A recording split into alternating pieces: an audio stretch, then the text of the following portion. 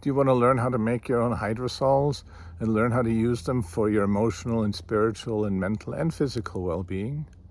Hi, I'm Florian Birkmayer from AromaGnosis, and I wanted to talk to you about hydrosols. So I'm here in the Bosque in Albuquerque, which is the river of the traditional floodplain of the Rio Grande. And even though desert rivers sometimes really struggle and the Rio Grande is very low right now, it creates this beautiful ecosystem. And I'm sitting here in a very beautiful patch of one of my absolute favorite aromatic allies, yerba mansa. And we've talked elsewhere about how beautiful and powerful yerba mansa can be. And I'm reminded because we distill yerba mansa hydrosol at least once a year, usually in the winter months from the roots, but you could also, of course, distill the leaves here, which are just past their prime. It's signs of the first signs of fall are here. And this just reminds me of how important hydrosols have become to me. And you know, you may have purchased hydrosols, you may have tried hydrosols, and I'll tell you my experience is a lot of them really, they don't have much of an aroma, or they leave you emotionally flat. They're like eating popcorn. There's just no nutrition, no soul-to-soul connection. So I think the opportunity is to learn how to use hydrosols. And I think number one is really learning how to make your own. Like get yourself a still, start distilling. And the nice thing about hydrosols, even with a small still, you get a much higher yield of hydrosol than essential oil.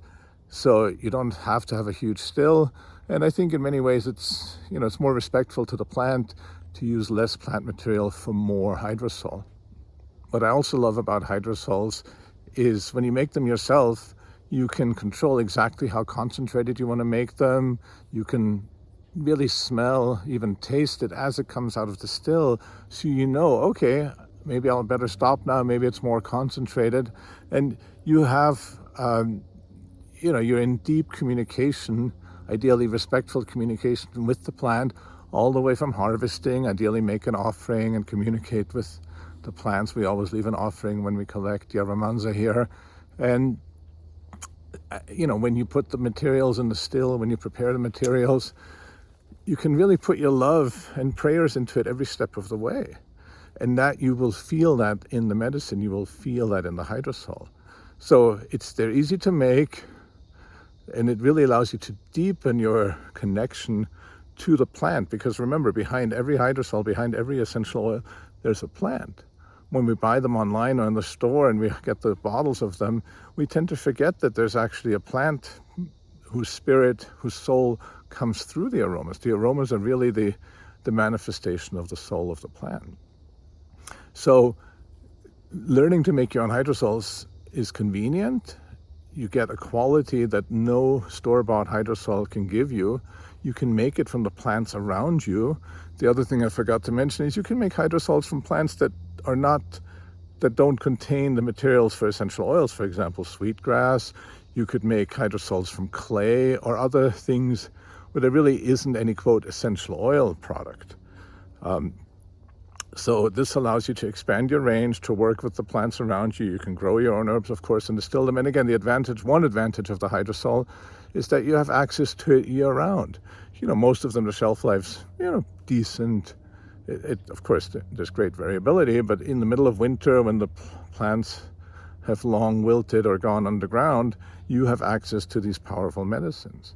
And that's another thing I really like is, unlike with essential oils, where you have to know a lot about chemistry, safety, how to use them. You know, we always use them with scent strips, but then sometimes people want to put them in products. With hydrosols, you can just take the hydrosol, spray it on your face like this, and you can't do that with an essential oil. This quick connection, and then the nice thing is it dissipates, so it's not lingering. You know, if you use the diffuser, your whole room is full. How do you get rid of it?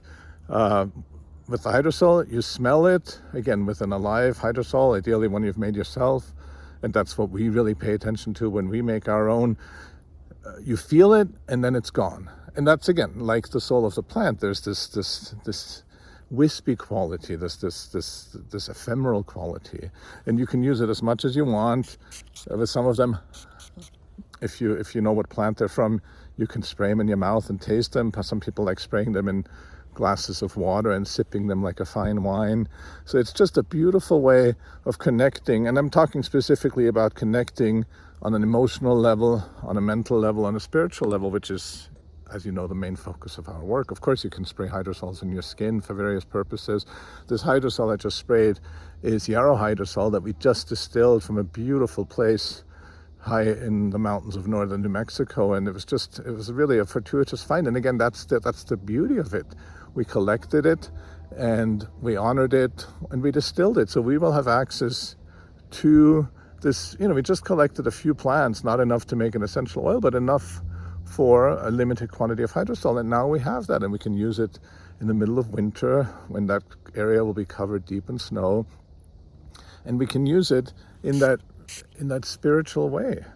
It's like the plant says hi, you let the plant enter you. You really don't have to do anything, you just have to be open, and that's one of the beauties of hydrosols. Now the other thing is that hydrosols, of course, the molecules are slightly different than an essential oil. Sometimes people will put drops of an essential oil in water, ideally with a dispersant, but that's not the same thing, because in the entire distillation process, more hydrophilic, more acidophilic molecules are what ends up in the hydrosol. And again, there's many other uses of hydrosols.